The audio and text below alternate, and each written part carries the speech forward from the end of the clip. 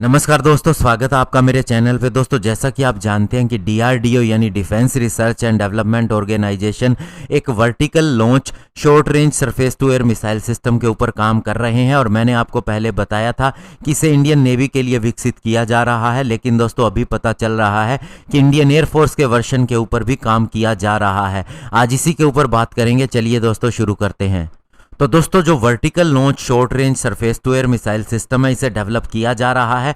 इसी साल के अंदर इसके 2 टेस्ट भी किए जा चुके हैं और बताया जाता है कि ये सफल रहे हैं और इसे उड़ीसा के अंदर ही अंजाम दिया गया था, जहां से हमारे अन्य मिसाइल टेस्ट होते हैं।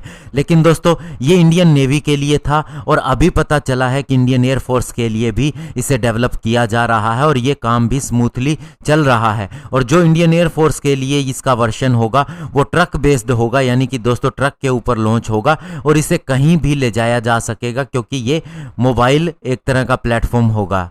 और जहां तक ट्रक के ऊपर इसे इंस्टॉल करने की बात करें तो इसके ऊपर एक 4 सेल वाला कैनिस्टर होगा, जिसके अंदर इन्हें पैक करके रखा जाएगा। 4x6 का एक ट्रक होगा और 360 डिग्री की कवरेज देगा और इसके अंदर ऑटोनोमस मोड का भी इस्तेमाल होगा। और साथ ही दोस्तों इसके अंदर बहुत से इलेक्ट्रो ऑप्टिकल ऑब्जर्वेशन और पेलोड का भी इंटीग्रेशन हो सकेगा। और इसके अंदर बहुत से वायरलेस डाटा लिंक कम्युनिकेशन को भी इंस्टॉल करने की कोशिश की जा रही है। और ये सिस्टम हर तरह से हमें सुरक्षा देगा एक एयर डिफेंस सिस्टम के रूप में। ये पॉइंट और एरिया डिफेंस दोनों कवर करेगा और कॉम्बैट एरियाज के अंदर भी अपनी सर्विस दे सकेगा।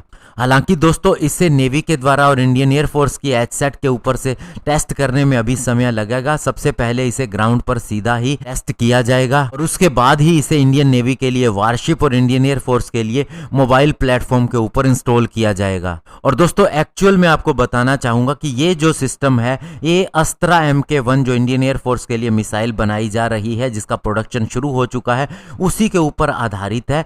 और बस इसके अंदर थ्रस्ट वेक्टर कंट्रोल सिस्टम का इस्तेमाल किया गया है, जिसकी वजह से इसे ग्राउंड पे भी इस्तेमाल किया जा सकता है। और जैसा कि आप जानते हैं कि अस्त्रा का सेकंड वर्जन भी आने वाला है, इसके 3rd वर्जन के ऊपर भी काम चल रहा है। उसी तरह से डीआरडीओ का प्लान है कि ये जो सिस्टम एयर डिफेंस सिस्टम अस्त्रा पर आधारित होगा, जिसे बनाया जा रहा है, ये एक मॉड्यूलर सिस्टम हो, ताकि इसके अंदर एक ही नहीं कई तरह की मिसाइल्स का इस्तेमाल किया जा सके।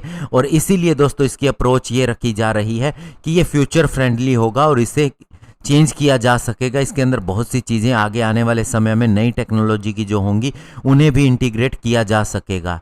धन्यवाद। जय हिंद।